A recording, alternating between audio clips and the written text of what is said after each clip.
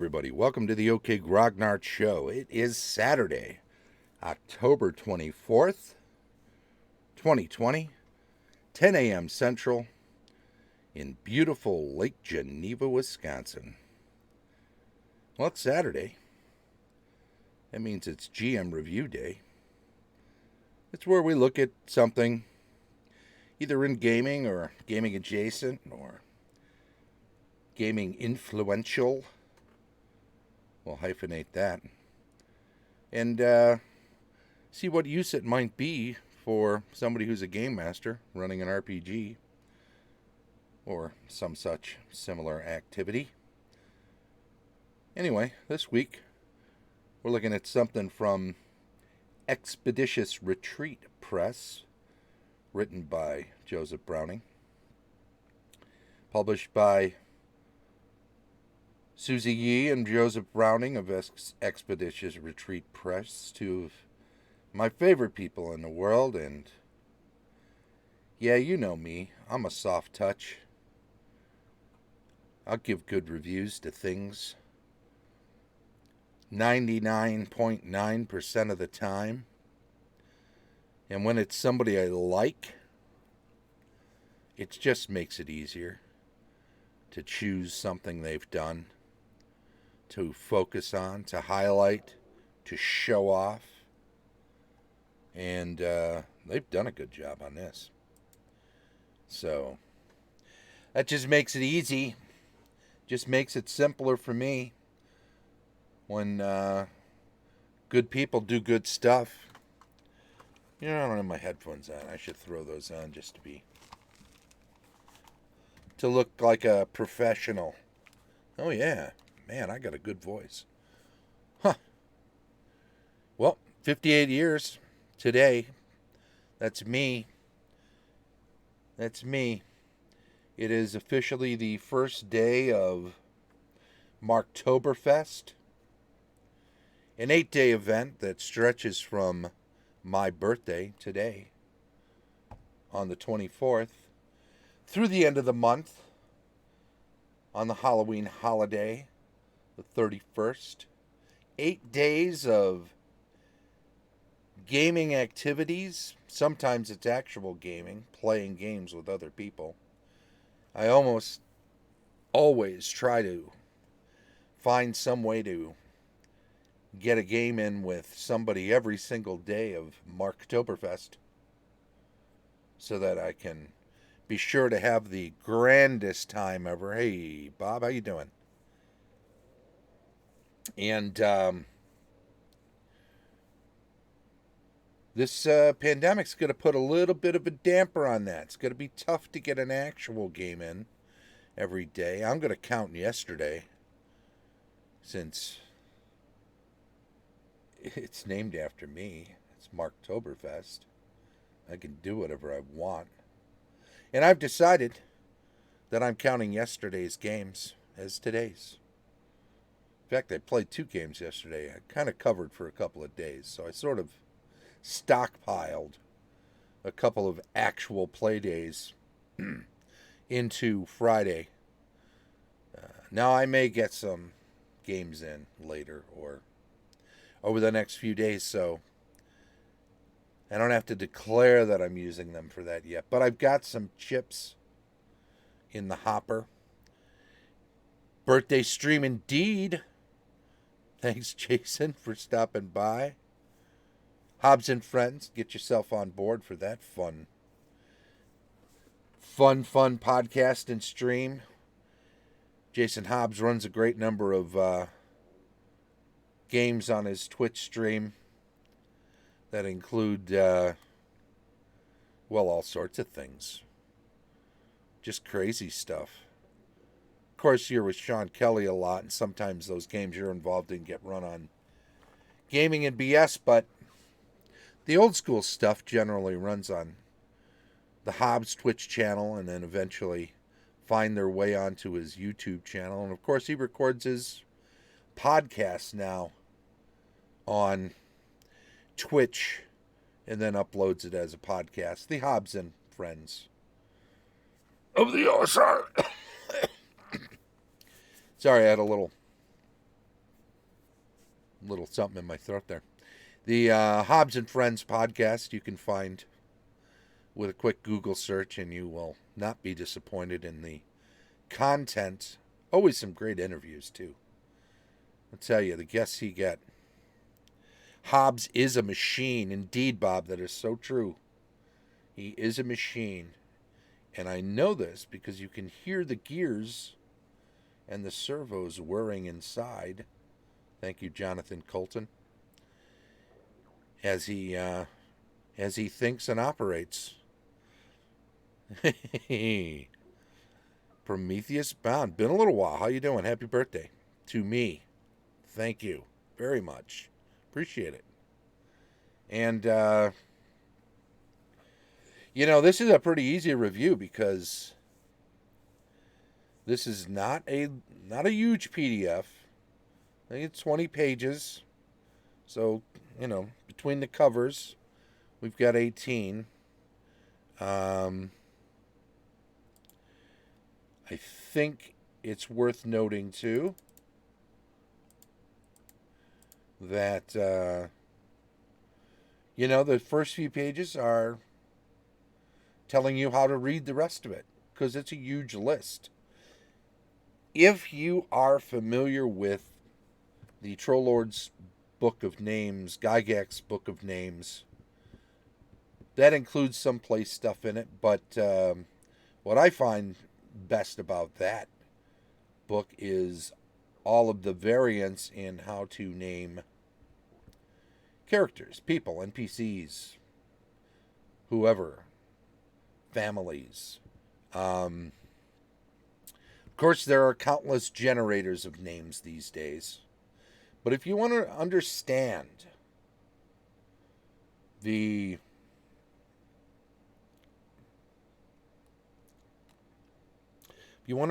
nuts and bolts of place names, this is great.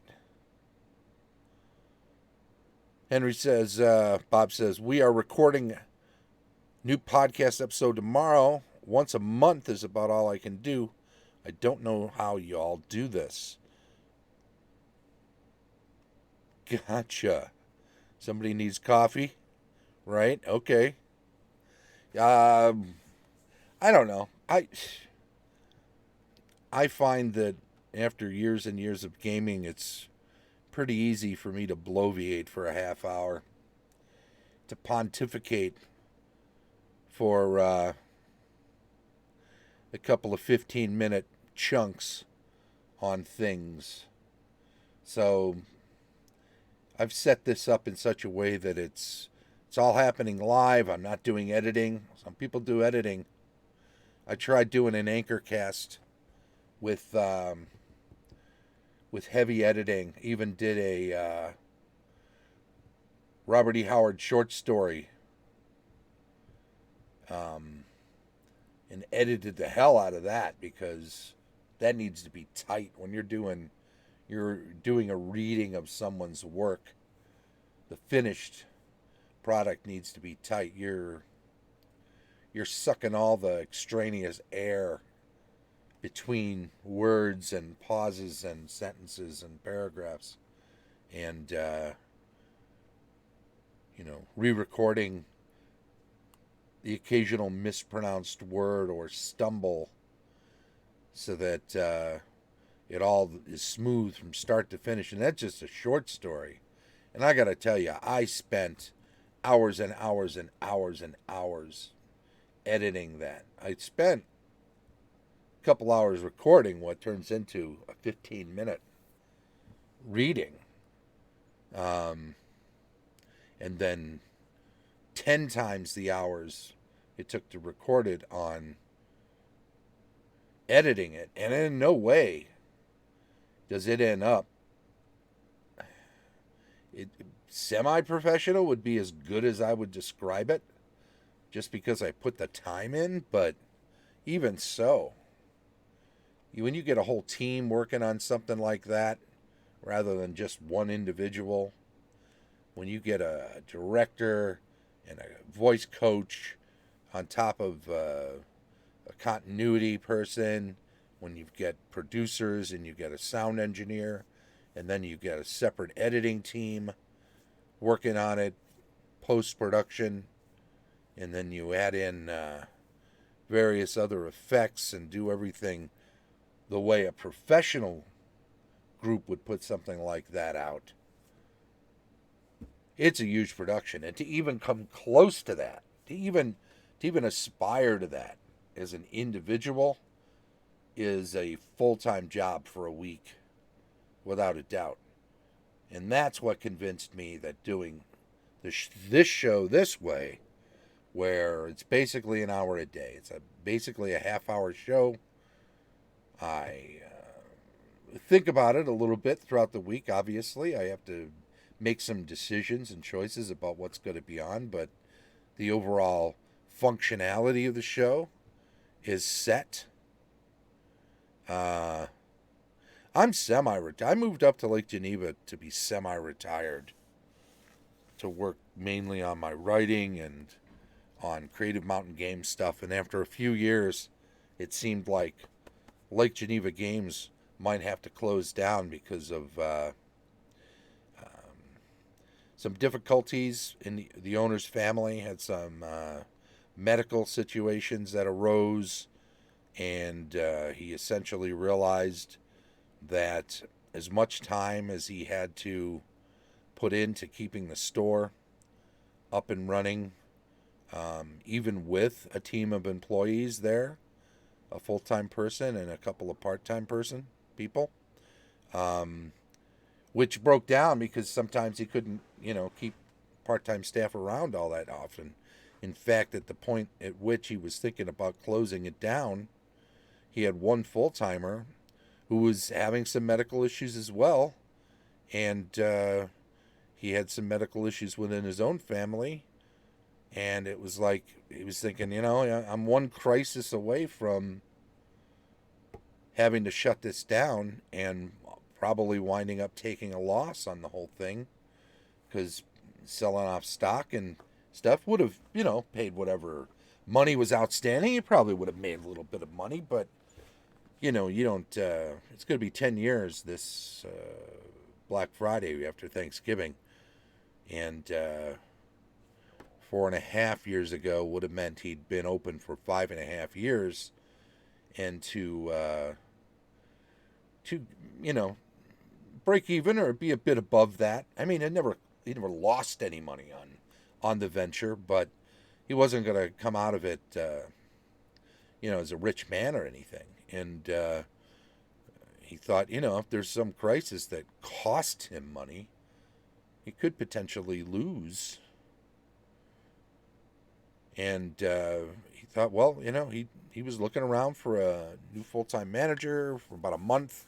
I had just started working there, picked up a day a week, part-time, helping out. No interest in doing more than that when I signed on. And after a month of seeing, him struggle to try to keep this thing going, and realizing if he closes the place, he was struggling to find a manager. People were applying but not being adequate, or being scheduled for an interview and then not showing up, which, even if they seemed qualified on paper, if they don't show up for an interview they're scheduled for, there's a red flag, huh?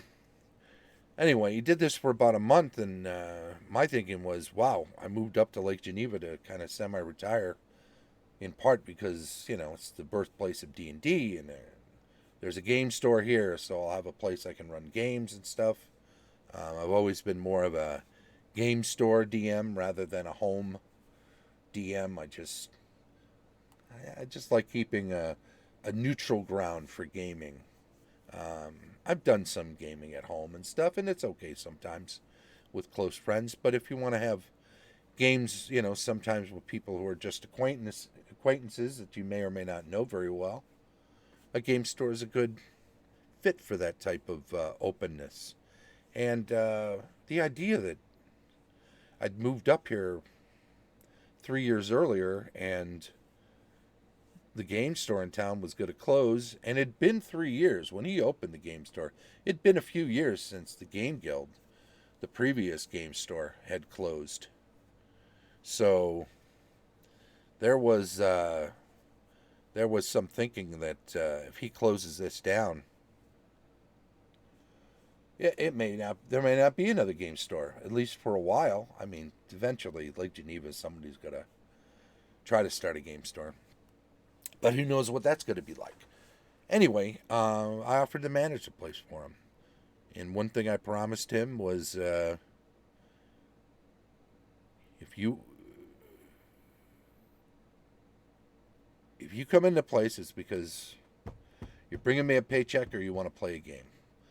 You're never going to be obligated to come in. If there's a problem, I'll figure it out, and to the best of my ability. And if my solution to a problem is a problem, we'll figure that out too. But I'm not going to call you up and have you come running in every time. You enjoy your life. You've hired somebody to run the place, and I'm going to handle it. Well, we had a few bumpy months early on. It was hard for him to step back. He was so used to the first 2.5 years he had run the place himself, and then he went through a series of people that didn't have backgrounds in retail or business degrees or other things, and well-meaning or as good as they were at certain aspects of the job, other aspects might have eluded them, or what are you going to do? Same was true with me when I started. I didn't really know Magic all that well. It was a game I had never really played that much. Once I started working there part-time, I felt like I needed to learn it, so I started playing it fairly regularly, drafting on the weekends when they had drafts and events, starting to put together decks and stuff. But there's a lot to learn. There was almost a quarter century of Magic history to become aware of, and even today, I know what I know, but I don't know everything, and I suppose nobody does. Anywho, right up into March, late in March, when we had to shut things down, we attempted for almost a month to do the cleaning, limit the number of people in the space and whatnot, but it became apparent that our game store model has to include an open game area component. And so it requires us to be able to have events and people in the space playing, and probably 75% or close to it of the people that of the revenue that comes into the place is made up of people that participate in events in the store. Maybe not every day or week, but monthly or every couple of weeks. So it's important that store, that business model, because what is our value add over buying stuff online? Well, our expertise. But let's face it, sometimes people use us like Amazon's showroom. They'll come in and ask all their questions, and then they'll go off and buy their things on Amazon. We treat them the same way. We share our expertise freely. That's what we do. We hope that people enter a social contract with us where they take advantage of that expertise. They buy stuff in store. It seems like a fair shake. Not everybody plays fair. The people that game in the store, vast majority of stuff they buy at the store. They love having a game space that they can play in. They love the fact that Lake Geneva Games provides them with a clean, safe environment. And right now, that's not possible. Maybe it'll be possible in a few weeks. Maybe it'll be possible in a couple of months or a few months. Maybe it won't be possible ever again. Maybe we'll have to find all new ways of creating a game space that works for our customers. But the game store is weathering this crisis. 4 years ago, that would have been probably not possible, or at least not feasible. Um, but closed as we are, which we are, we will open again. And, well, that's the plan. Bob says when we play Traveler at our local store, they don't even really carry the stuff. But we always buy stuff, dice, minis, comics, whatever. Absolutely. It may be that certain product lines are just not possible to carry because of being out of print and you only carry new stuff or can only reliably get new stuff. It may be that some stuff that's on the fringes of product lines while in print is stuff you can't just speculatively carry. And maybe it's very difficult to order because it's not through um, the most well-tread distribution channels. So maybe it's difficult for them to carry stuff, but it's fair enough to say that they're going to have other things, like you say, dice and minis, comics. Um, Hopefully they do like we do. If it's not in the store and we can order it, we offer a 20% discount to special order stuff that's available. And we only ask that you put like 20% down as a kind of a earnest money, if you will. Um, but we're happy to order stuff, and that's meeting you halfway when it's stuff that we can't keep on the shelf for that little myriad of reasons I was just running through.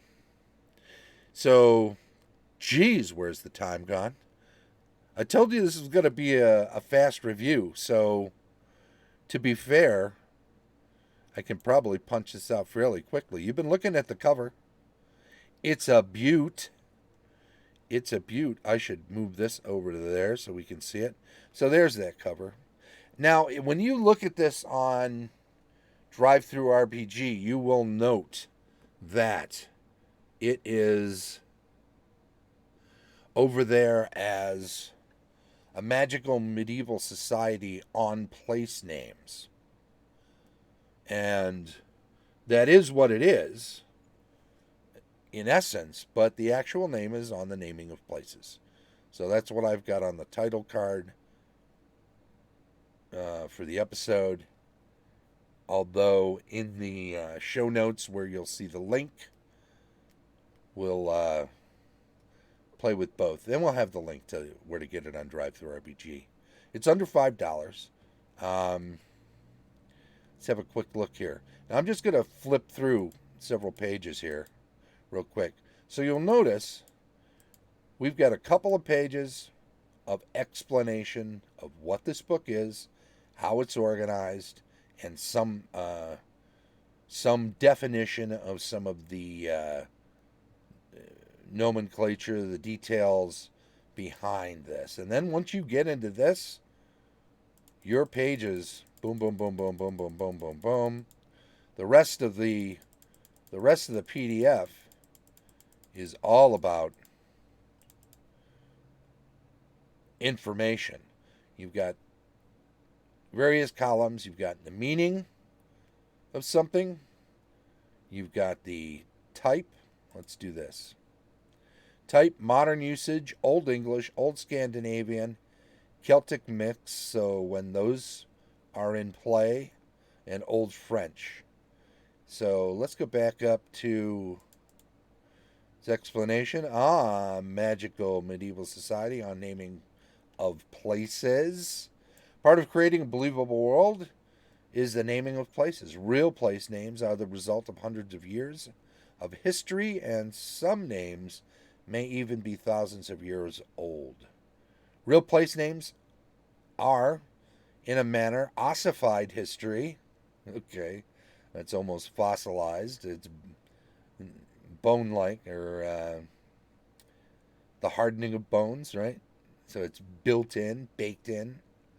It's good use of that word. Place names are typically words which once had clear meaning, but which are now obscured, because the language that named them is lost to time. The resource is heavily biased toward UK historic name conventions, particularly names based upon Old English. The source material available for other languages is limited, and that's true. The UK has a very rich and well documented history of the naming of places, and because it's a land that has been invaded so many times in the last 1,000 years and has mutated or evolved culturally and is multicultural, the UK, you get a lot of variance in names and a lot of different sources or genealogies for those names. The main section of this guide is a list of over 500 words actually used in place names found in England, Scotland, and Wales. This list provides the modern word, the source word in Old English, Old Scandinavian, Celtic mix, Cumbric, Gaelic, Welsh, or Irish, or Old French, and the modern usage of that word, how the source word has permuted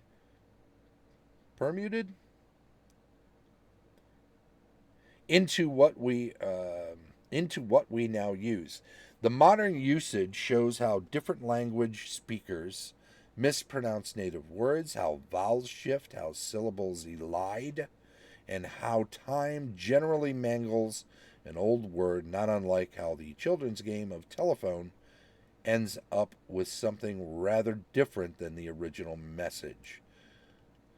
The word list can be used in many different world-building ways. It can be used as is, providing a ready guide to creating names that fit into the real-world names found in the UK. It can be used as a guide for a GM in the process of fully constructing artificial languages for his world. Finally, it can be used by the less ambitious GM as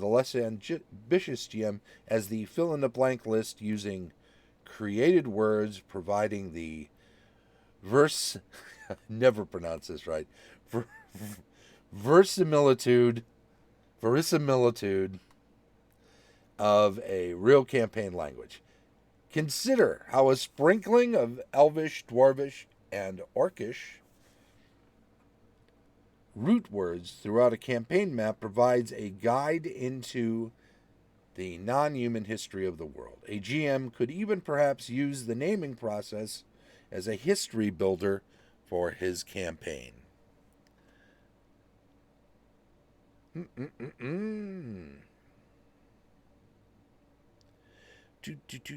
Naming place has always been hard for me. I need to buy this.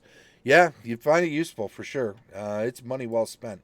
3 classifications. The majority of place names are derived from the topography of the location, T, topographical, from the inhabitants of the location, H, habitative, or from the descriptive terms, M, modifier. Topographical names are often first names, as they tend to be given to a location without prior inhabitants or given to a brand new habitation based on the topographical feature. Habitative names arise from the need to reference an inhabited location, the most typical being farms and small settlements. The need for modifiers, colors, directionals is obvious. Northampton and Southampton, for instance. Within these 3 broad classifications rest other, more precise place naming traditions. Hydrology, rivers, bogs, inlets, etc. Geography, hills, mountains, uplands, beaches.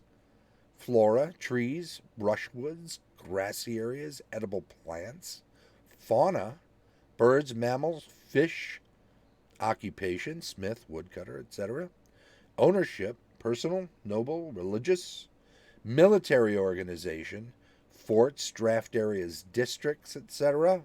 religions, saints, monasteries, churches, etc. Lost history, names unknown to the current residents, tribal divisions, clans, bands, tribes, etc., invasionary history, locations of invader settlements and fortifications, social life, recreational areas, and names of recent origin or unusual names. The real location name, Royton XI Towns. I'm going to go with 11 rather than she, since I don't think that's meant to be a Chinese word completely uppercase. I'm sure that is right in the 11th Towns. So a family begot an 11th generation, and towns that are owned by them is an excellent example. As a world creator, you'll need to determine what is important at your particular location for your particular inhabitants. Is the mountain the biggest feature and the most important thing, or is that floodplain that's below them really where their focus is as a community? The word list shows what was important for those in the UK in the various places that are expounded upon through this following 17-page of list of 500 plus names. People's names. At least 10% of all names from the sources are derived from a person's name. These common, typically Old English names should be used when a place naming a campaign world. When place naming a campaign world, of course, the GM should substitute names common in his world when appropriate. It is highly recommended that internet resources are used to find these names, as different naming styles, say old Scandinavian names or Celtic names, can be used to indicate cultural bounds via naming. So, if everyone in a community has some variation of something similar to Scandinavian names, then when somebody is exploring that community as through a player character, they feel that verisimilitude, that realness that comes from those sorts of unified naming conventions. Examples. A few real-world examples. And it's got some breakdown. Let's look at Calden, hill where calves graze, where calf and dune become Calden. Right? Eversholt, wood of the wild board. E of 4, Holt, Eversholt. Right? Let's see. We'll jump around a little bit. Otterborn, stream frequented by otters. Simple one there, right? Silverton, farmstead near the Gully Ford, Sull Ford Tun. Interesting. I might have thought that was a place name based on there being a silversmith there. A town which mints coins, perhaps, something like that. You can have alternate ways of looking at the breakdown of something like that. The word list, modern usage, the. So it shows that hyphens are meant to show that something is meant to be the beginning of a compound word or the end of a compound word, or with two hyphens, one on either end, in the middle, as in ing, meaning possession or people. And there's a good one there. If I said, Joseph Browning wrote this book, right?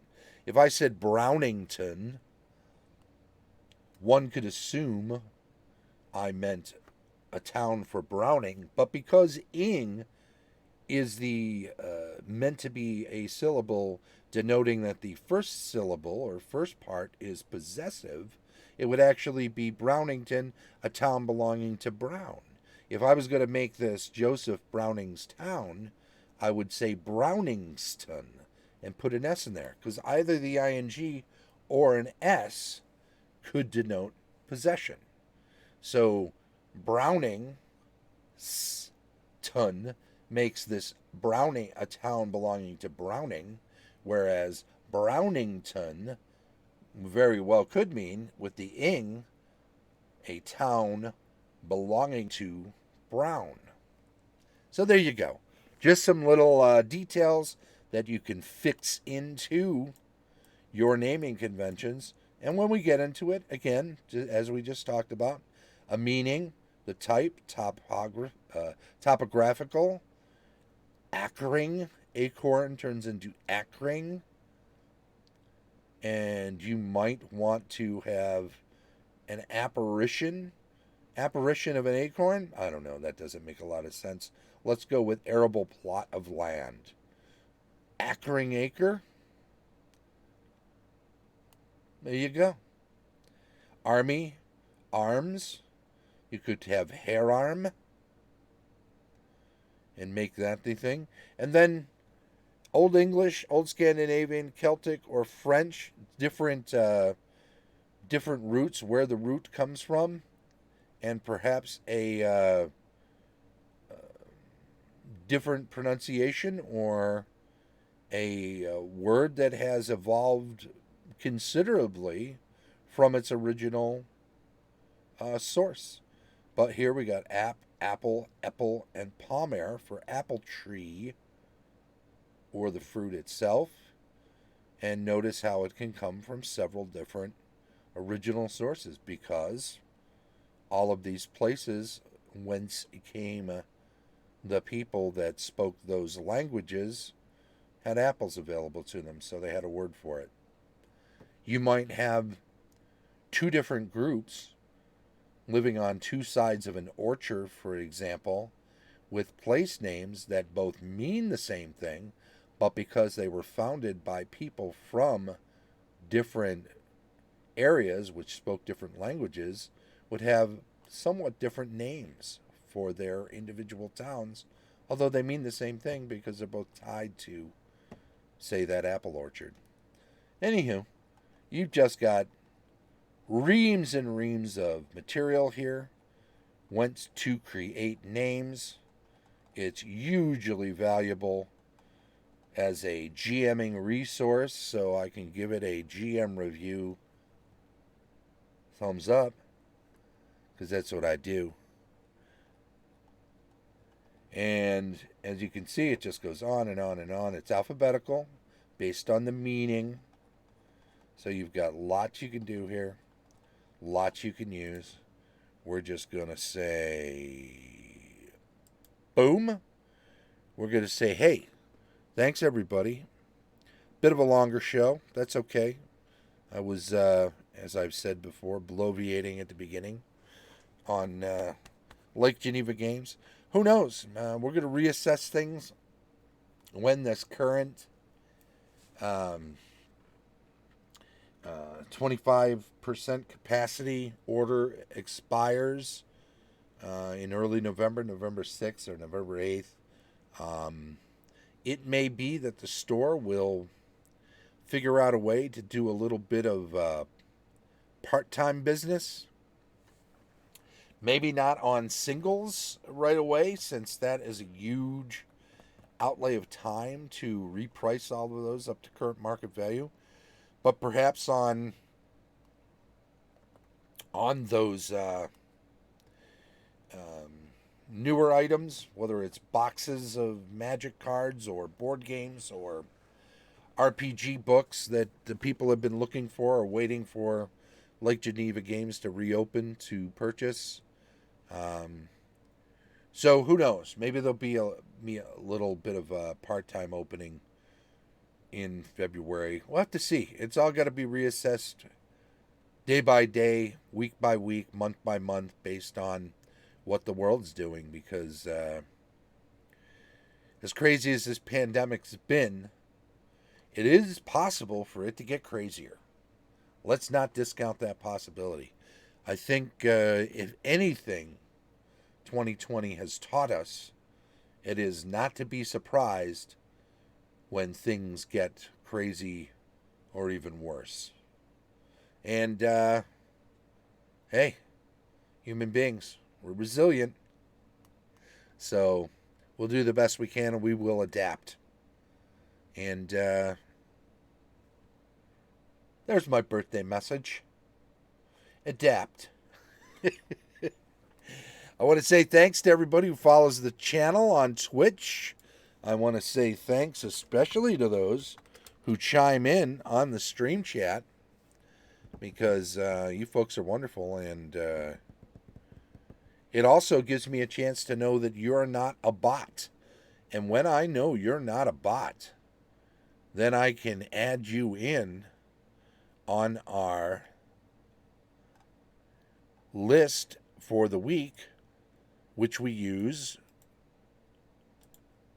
for the drawing of a name to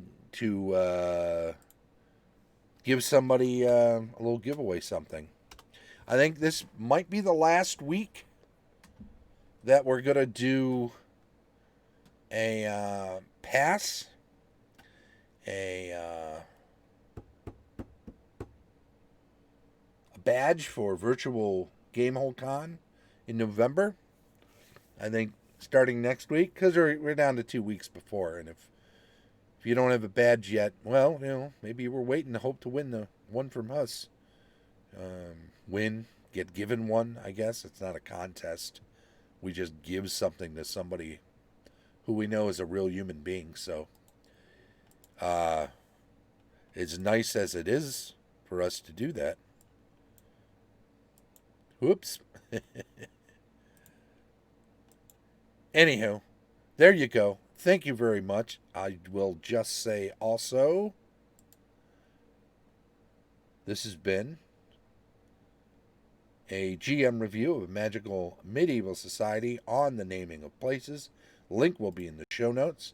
Come on back 10 a.m. tomorrow if you dare for Rules Retrospective. I'm not sure what we're going to look at yet, but it'll be something from first edition AD&D or perhaps original Dungeons & Dragons. And we'll put it into perspective with a retrospective. Weekly news and announcements on Monday, cartography and world building on Tuesday, campaign discussion on Wednesday, GMing tips on Thursday, building adventures every Friday, and back around the horn to GM reviews next Saturday. I also want to say thank you very much if you're catching up with us on YouTube. We appreciate it. Give us a thumbs up on any videos that you happen to watch, and also subscribe to the channel. And feel free to make comments. If you have some constructive criticism to help make the show better, it's always appreciated. This has been the OK Grognard Show from beautiful Lake Geneva, Wisconsin. Bye-bye.